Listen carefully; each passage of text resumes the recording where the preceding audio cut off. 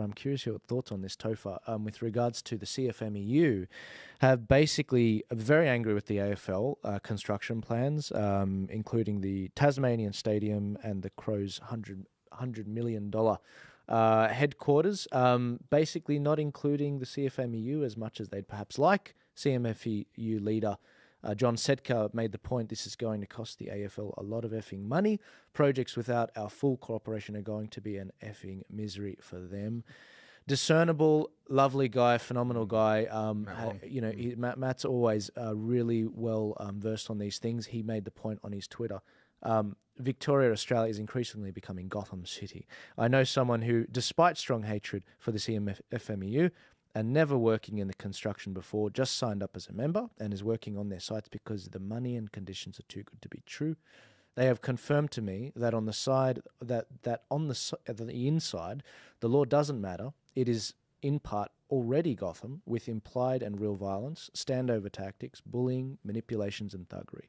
They believe that the unions, along with their crony superannuation funds, cannot be controlled by government, and it seems we can't stop the hedonistic growth of unions, either when even those opposed are now joining their filthy ranks. The unions, if you haven't picked up on the pattern, guys, I'm sure some of you in the construction industry have worked this out, very closely associated with the Labor Party, whereas the Liberal Party, particularly in New South Wales, they're more tied to the property developers.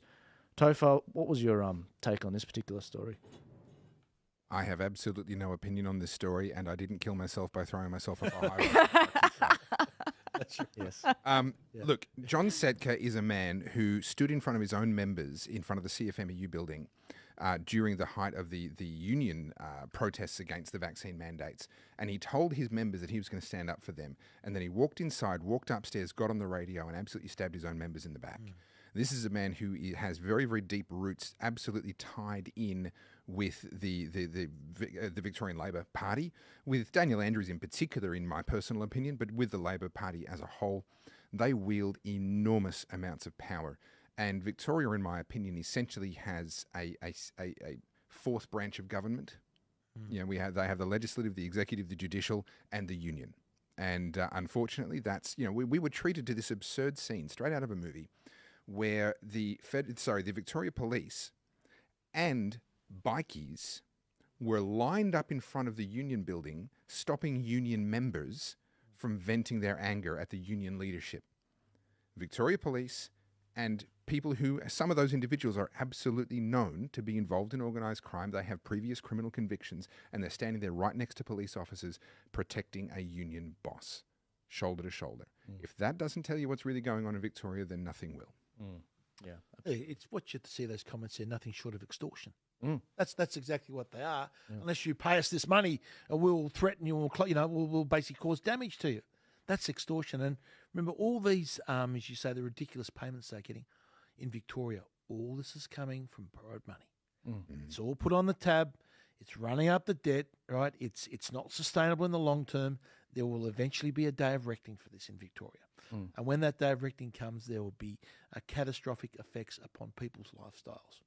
Another question is, why is the government funding these stadiums for the AFL? Yeah. That's what I'd like to know. Why should taxpayers' dollars go into building a stadium for the AFL in Tasmania?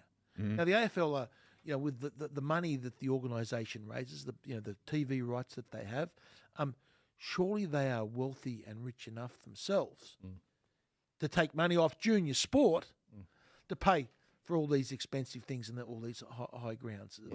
That's I think another issue that the public should look at. Look, you have these. It's great to have these big stadiums, but someone has to pay for it. And where we're seeing that money instead being controlled by a group that's like the super wealth of the AFL. To think that they need some type of subsidies from the government is really outrageous. Especially other countries. Well, the unions really need to show their relevance, do they not? And I think the Godfather would be proud of this particular situation because that's what it's like. It's the mafia. Absolutely. Can I speak on this stadiums issue?